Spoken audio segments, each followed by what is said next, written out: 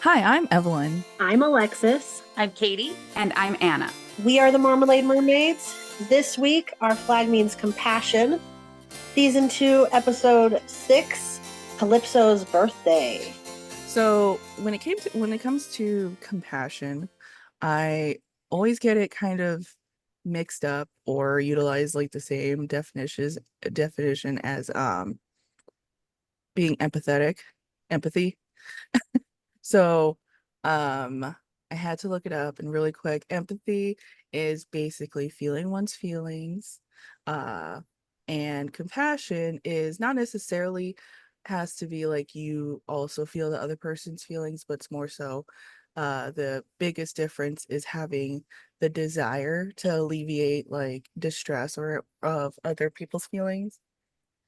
And the story that I think about when the I had a hard time honestly thinking of a story, but I I whenever I think about someone who's compassionate, I think about my mom, and she's the one who kind of helped me learn and understand, even though I would consider her kind of a cold person when it comes to the more sensitive emotions. She's not really good at verbalizing it or like no, more so verbalizing it. She's good at showing it and everything everywhere else, but um she simply to say like I remember I she's not good at saying I love you, and and she's also not like I've learned recently she's not a huggy, like she doesn't like hugs.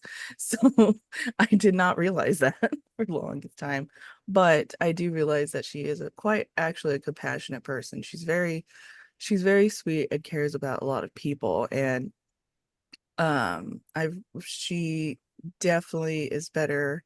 She was better at like being compassionate to my brother before he passed away, and to my dad, who's kind of a difficult person to who's just generally a difficult person, but she's just kind of helped me be better about it. But one of the I want like there's a person in my life, and I really learned how to be kind of like I'd say compassionate with her.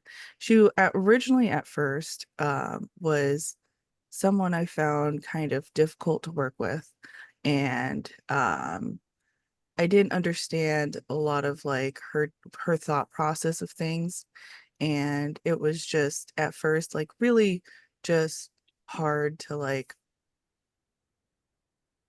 to not to dis like to not to try to not be so frustrated with her until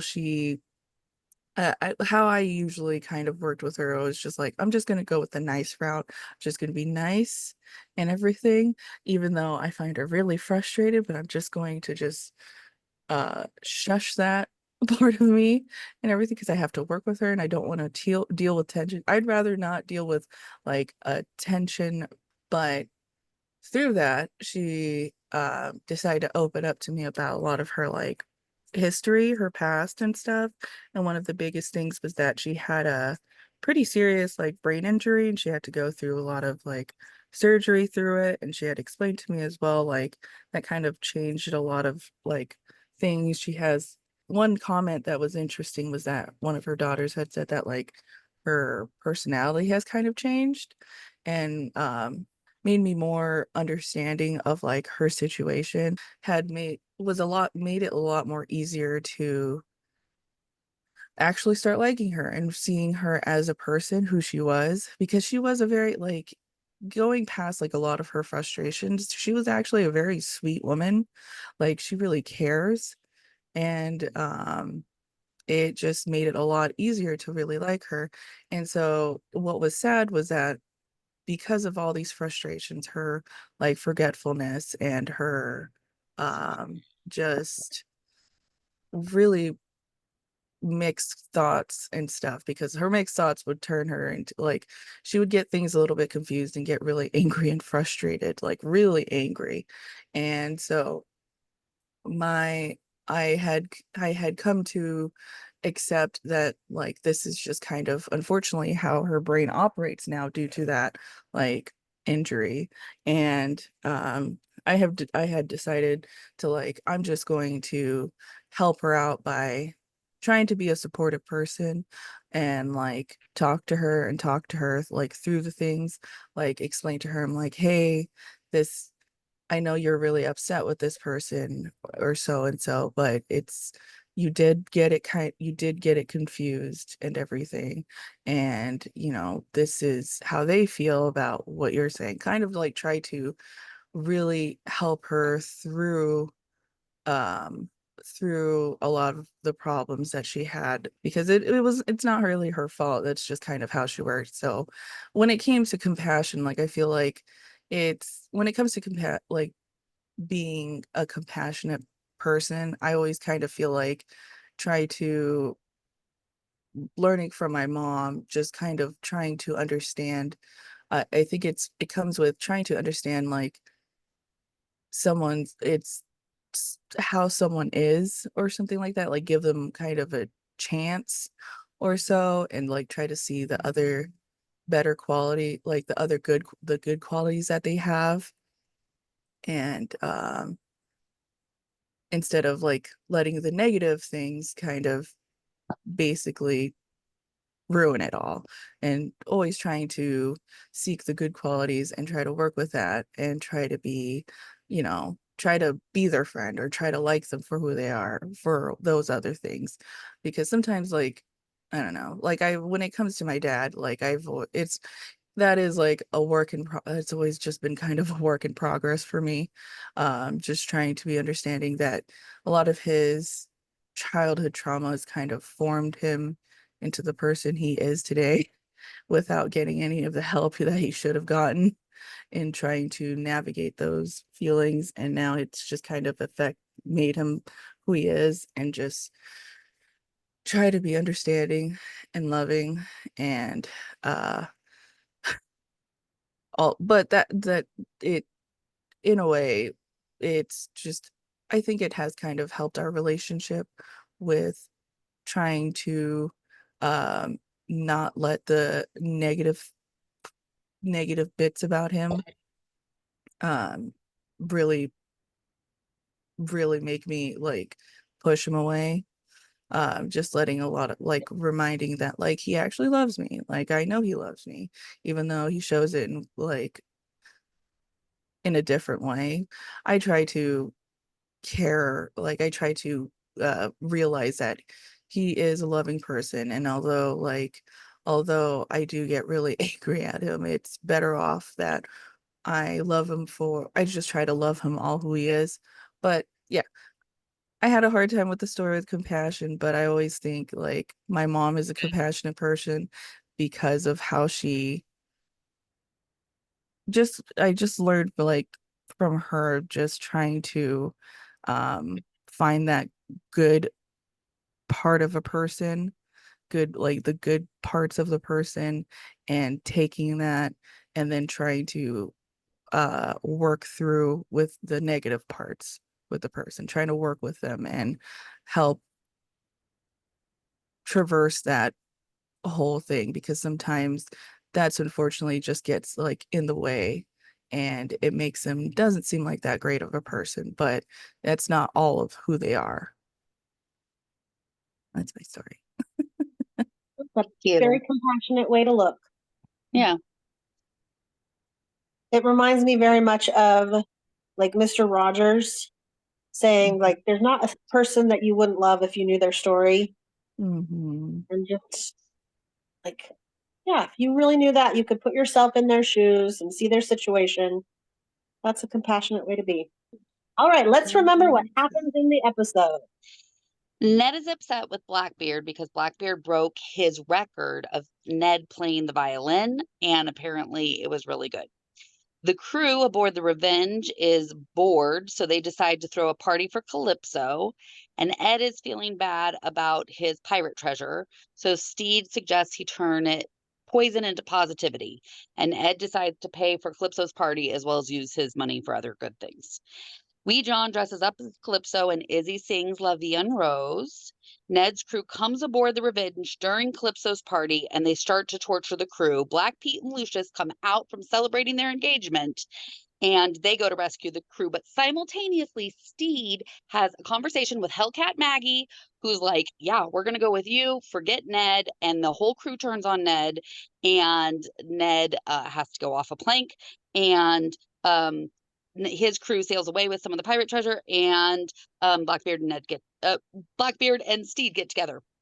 Ooh. Well Okay. done. Whew, that was very well done. All right. So compassion in this episode. Katie, I have in my notes that you're going to start our discussion.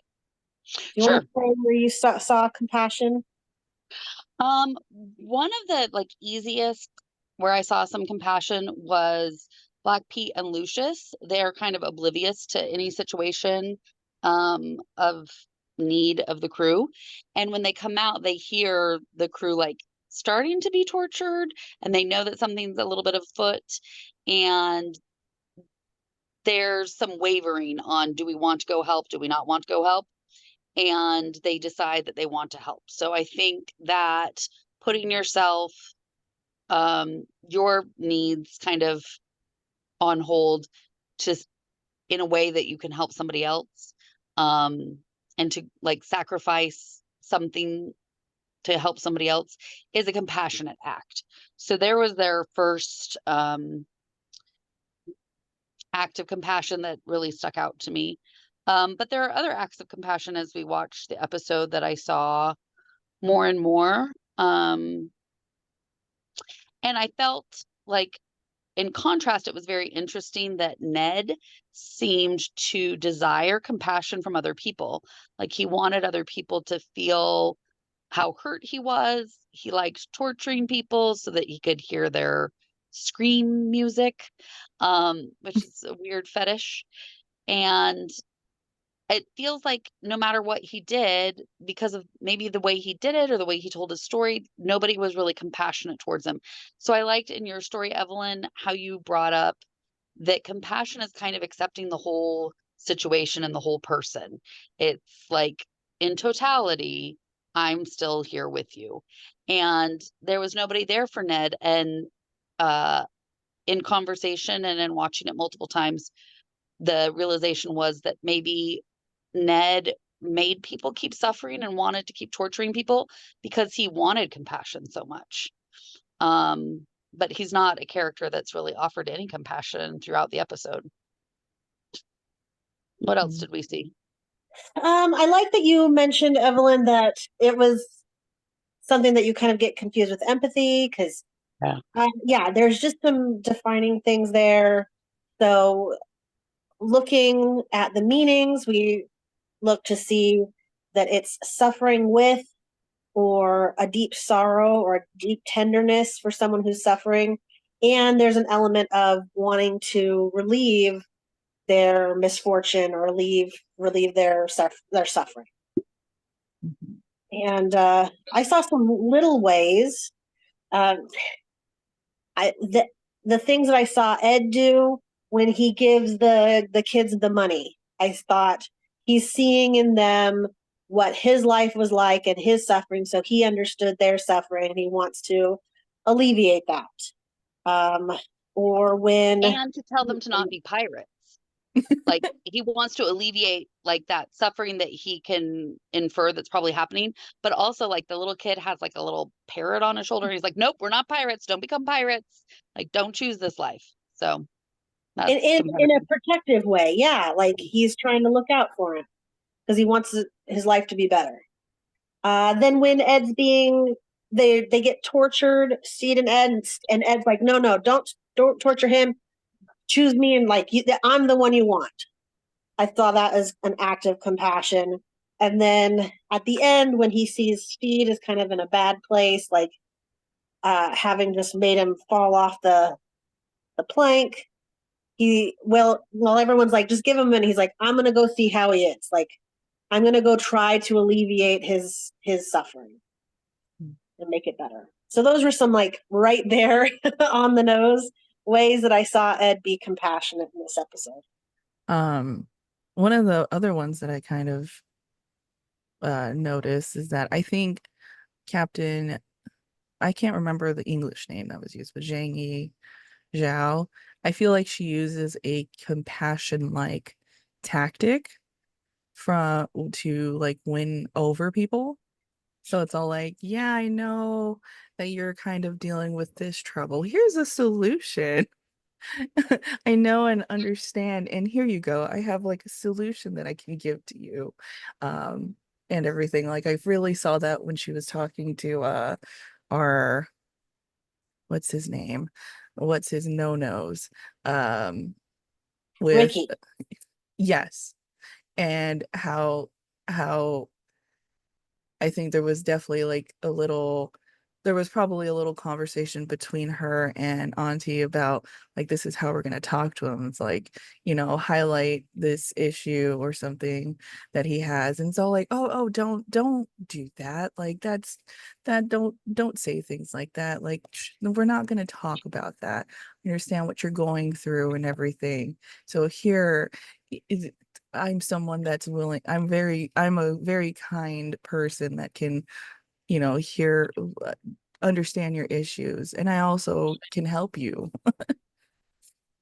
And I thought Yeah, that was fun.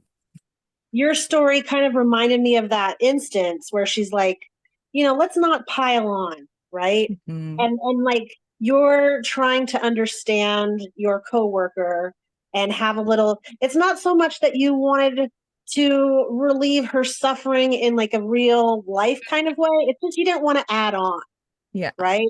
I'd yeah. like to make your work environment a little nicer place. I don't want to add Mhm. on to yourself. Although I really liked this episode, I feel like it's hard. Besides like some obvious ones, I'm like, this is kind of difficult. Well, I think Calypso's birthday is an act of compassion. Like, I think Mhm.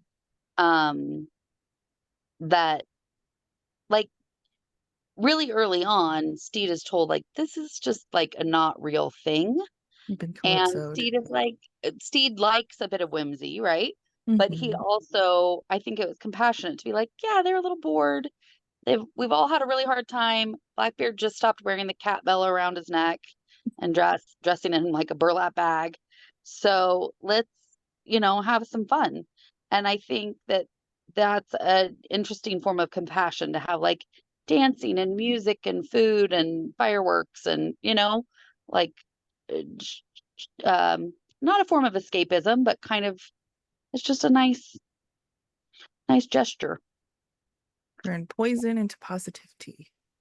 Yeah, Yeah, I think that was another major thing in this episode. And that can be, yeah, like I'm trying to take this not great thing and not have it cause suffering, and let's alleviate that and have something positive come out of it.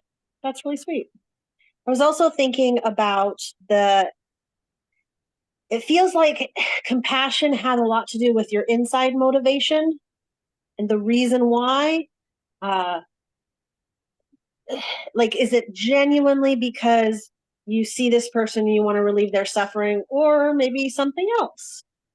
Like maybe Jen is just a little more into like, hey, I'm gonna act in a compassionate way so that I can kind of get what I want. yeah. Mhm. Or is Get it more like, flies with honey than vinegar. Yeah. say that again? Get more flies with honey than vinegar. Right. It's And gonna it's a strategic thing. Yeah. And yeah, like sociopaths who don't have natural empathy can learn to act in an empathetic way, or can act in a way that is kind, because they know it's going to be better for everyone and them in the long run. Like having a exactly. positive relationship uh, is going to pay off, even if maybe in my heart I'm not really compassionate. Yeah. Mhm. Yeah. I mean, I think that that's interesting where you're wondering, does compassion have to be something where you're not asking for anything in return? Is that something that makes it compassionate? Um, so in the beginning of the episode, Ed and Izzy have a quick little exchange that's kind of breaking the ice. And I think Ed is kind of like a petulant teenager, and he just says, like, sorry about your leg. And rather than Izzy just being like, that's all, he instead is very compassionate towards Ed and takes it with a lot of grace. And when Anna and I were talking about it, when Izzy sings La Vie en Rose, he's celebrating Ed and where Ed is in his life, and like coming to a realization that he doesn't need to be Blackbeard, and that he's happy that Ed is in love, and that he accepts his apology. And I think that that's a really beautiful way to be compassionate, is because it's not a big conversation. It's not putting blame back and forth on people. It's just taking a situation for what it is, loving the people in the situation, and letting it go. Yeah, and I like that idea of not expecting anything in return. Well, and it reminds me a little bit of that like Princess Bride thing. When it was, he's like, as you wish. Like every time I was saying that and doing things for you, I was telling you I love you. Like sometimes we have compassionate acts that can mean something different to the other person. So to just be aware of those things, that sometimes actions and gestures can speak a lot. We were thinking about the beginning of like Ned Lowe and his, perhaps like he's looking for compassion. Perhaps he wants people to understand. Like, I feel like he's maybe trying to compel people. And I was wondering, just a question I had is, can you compel compassion in others? And if I was to guess, just based on Ned, I'd say probably not. And for his crew, that like suffering and the torture has become kind of commonplace. I wonder, could compassion become commonplace? Or because I think a really remarkable moment in this is where like Steed is genuinely listening to Hellcat Maggie and to the whole crew. And you could tell that that's his MO. Like it's genuine. It's not just a manipulation. He really is a caring person. And it makes a really big difference and turns the whole crew against their captain. I'm going to pause there. I don't know what else, but that's a good moment. Yeah. Yeah. I think an indicator of how genuine that is not just Maggie's reaction, but later on when they give the crew Ned's boat and some money, and like their parting comments are like, take care of your mom, I hope she gets better, and like that exchange happens. And then the way Maggie decides to run the crew, because she seems like kind of the new natural leader now, but she's like, let's talk about profit sharing. Like, how are we gonna, like a kind of a democratic, compassionate way to rule if you as a pirate captain, whatever that means. Yeah, it feels like she just wanted a little recognition. She just wanted a little positive reinforcement, and she's going to be the one to now provide that. It's weird, though, to kind of think about Zhang and Ricky's conversation. And, like, is that a strategic form of compassion? And can you do that? Because we know that, like, sorry, we are a show that does spoilers. So if you haven't watched the show yet, we know that the whole time when Ricky's negotiating with Zhang, he's putting those clocks on all the ships that are bombs that are going to explode. So I don't know if like that is a form of compassion, or if it's just like you were saying, strategic to be nice and kind to people because they're more cooperative and compliant. And because Ricky's being kind back, but he's doing it for the purpose of like ending piracy in his mind.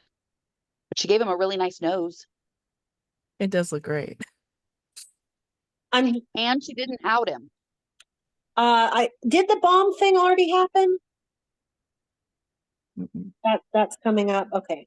I'm just the one who's remembering things out of order. Okay. Cut that out. She does the little exchange, then the grandfather clock shows up in her office and she's like, "What is this from?" And they're like, "It's from Ricky."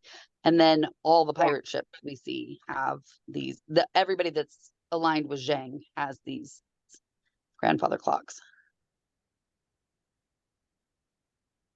Yeah, I remember that Um, moment saved Steed because they're fighting, and then like that's the moment that saves Steed from Jang. Okay. I think it's really sweet that Fang is like, his concern is for the little goat, like that can't defend itself. And he's like, I just knew they were gonna kill him. So he just like holds the little goat over the side of the ship. That's just so sweet. All right. Any other compassion things? I like that. I think Steed's like way of being compassionate, and like I think that's just simply sometimes is that listening to people. That's just what kind of like all they need is to. I don't know. We see that with Vincent, right? Vincent was, they obviously had a conversation, and it seems like Vincent was very appreciative of like Yeah. kind of that act, that like act of kindness of just talk, let's talk it as a crew and everything. I think that's one way of like being compassionate, is allowing someone to talk about their thoughts and feelings on things, like because they want to be heard. And I like that's Steed's way of being compassionate to people. And thinking of that with like we saw with Ned's crew, it's this is just the way things are, and they get kind of same old, same old. But I could see that also with Steed. Like it's been so long that their crew has been like we talk it through as a crew. That in a lot of ways that has kind of become their MO, and that's like it even infects Izzy to some extent. Like we even heard him say, like, I think we should probably talk this through to Ed, which didn't actually go very well. But it's like it's something that has been an influence. Mm-hmm. Well, and just like how important communication is in having a healthy relationship. Not that I know that any pirate crew was ever really interested in that, but I like this in the story. Another really important point that Anna brought up was when um, Ned is on the plank, and like when Steed decides like, nope, you're going over, dude, and throws the violin. Um, the thoughts that Steed has is seeing his younger self, and it's really a moment of compassion for himself as a child and as a person who's kind of gone through some really traumatic and difficult things, and having that self-compassion. I didn't say that as well as she would have, but I thought that was a great point. A little self-compassion is important, especially for your younger self who was in a bad situation, and you don't know how to handle your mean dad. That's yeah. Yeah. Or the boys calling me baby bonnet. Yeah. I did think in that moment when he is uh makes the decision, he's like, oh no, you're down. Like I feel like they're kind of Ed and Steed are coming to more even ground where maybe at first they were very, very different and they're kind of sharing some qualities, and Ed is becoming a little bit more Steed like and Steed is becoming a little more Ed like.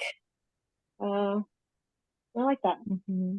I was thinking about what Evelyn was talking about, this understanding of the suffering of the other person and wanting to alleviate it. And I think considering what we're, the conversation about, is it strategic? Is it compelling the other person? I think for me, what I see as an act of true compassion is it's about what the other person needs. And there's nothing that's about you, about what you're trying to get from it or gain from it. So looking at Zhang or Ned, where on the surface, there could be some performance of compassion or an expectation of compassion, or like wanting to be someone to suffer with you as an element of compassion. I don't think for me, that really makes it compassion. It's more about what is needed by what does the other person need in this moment?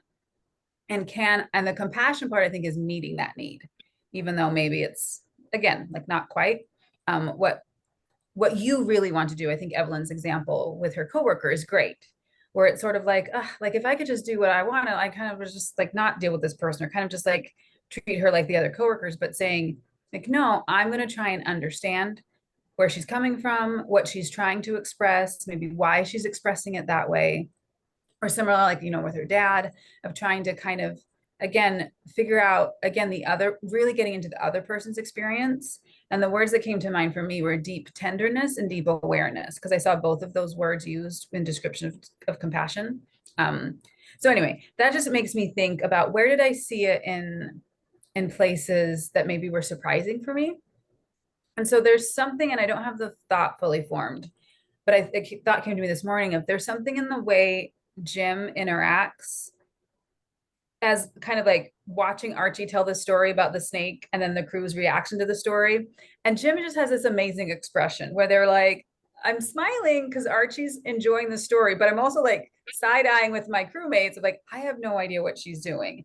And I think I don't know if you can call it compassion, but I think it's this really great moment of Jim having compassion for Archie. Like you're telling this really cool story and you want to have like, people really involved with it, but then also the crew hearing it and being like, what is she talking about? And Jim being like, I know, I don't understand either.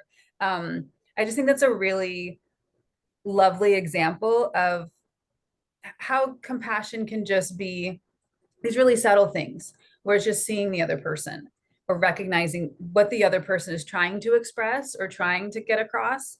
And I think that happens a lot in this episode where they talk about like, I see you, or like, oh, you're not really seeing her. Like you don't see Hellcat Maggie. So I thought that was interesting. And then the other aspect of compassion, I think, is this like having compassion for yourself and the inner self that kind of needs to express stuff. And so for me, I think that there's something in Wee John having compassion for this person inside of him who wants to come out, that wants to have this full expression as Calypso, and just being like, I'm just working on my look, and just kind of like, I need drama here and I need drama there. And so again, like I think it's a really beautiful example of Wee John having compassion for this part of himself that's like, this is who I am and this is how I want to be seen and this is how I want to express myself, which I think is just really lovely, because that then helps Izzy also maybe try out.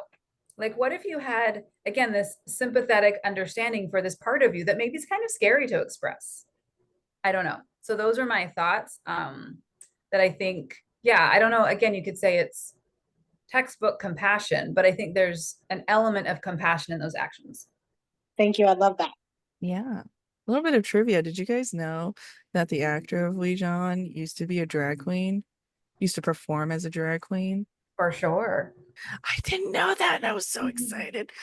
I knew that he DJ'd. I didn't know that he Yeah, he did it drag. as DJ Revlon.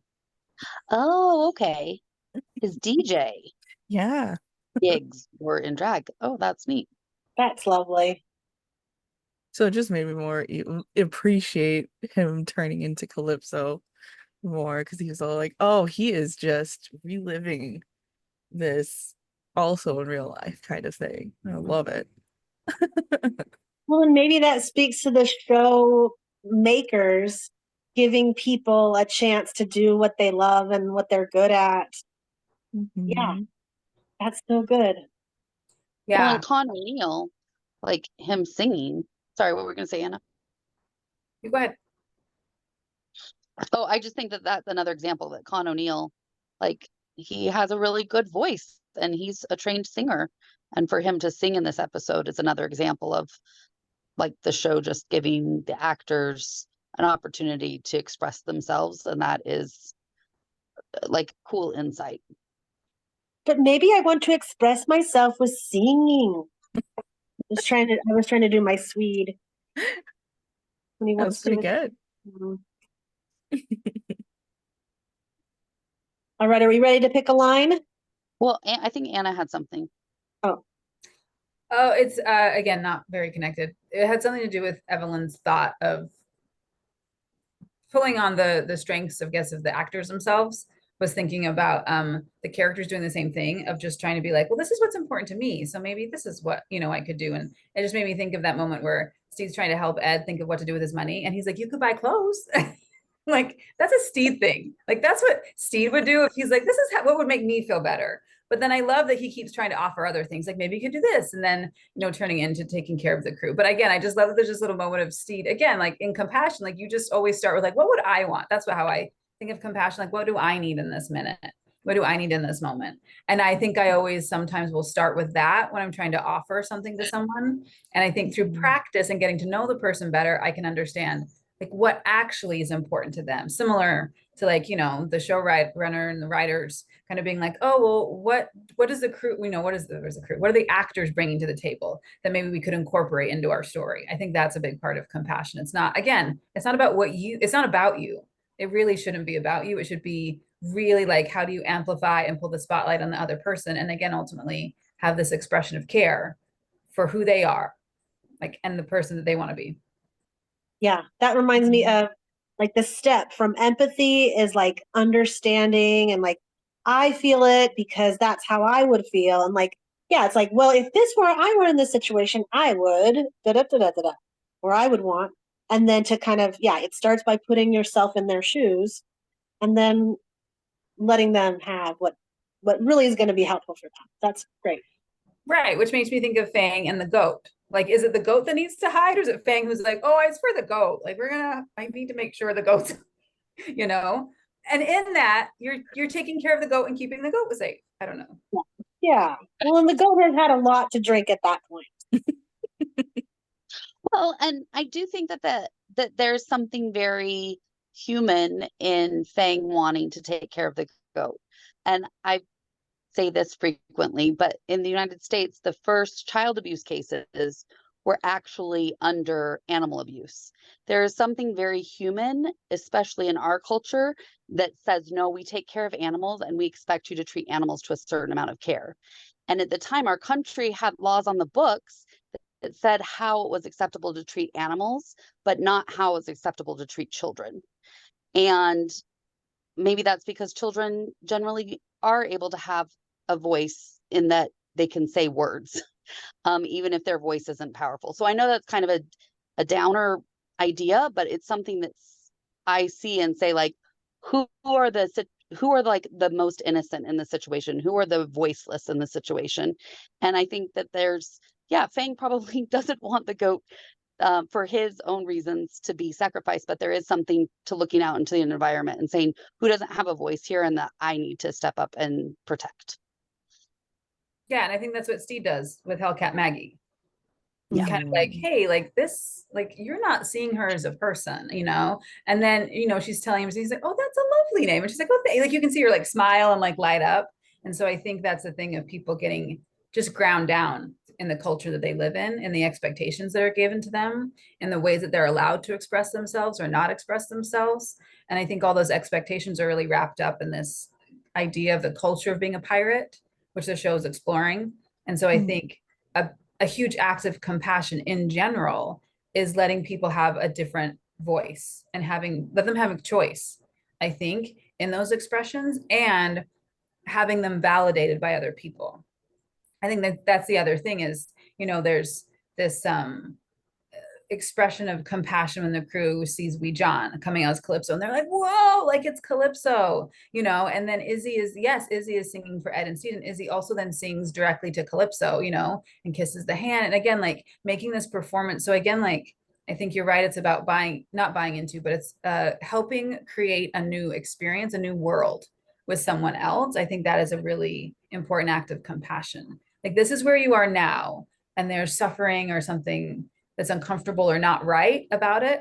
But then I think like compassion can be this maybe equitable choice about making sure that everyone is getting what they need, but people need different things. And so sometimes it's hiding, and sometimes it's like, I need to have a party, and sometimes it's fireworks, and, you know, sometimes it's all the things. But I think Ned's different because Ned's like, I'm going to make you experience what I want, what I think needs to be expressed. And again, he stopped seeing people completely, which I think is just in contrast with Steed, who Steed does nothing but try to understand and see people. think we did a really good job with that. Yeah. It might not have been obvious, but there's a lot of compassion there when you deep dive. And that was part 1 of Our Flag Means Compassion. Listen to part 2 for our sacred reading text and character blessings.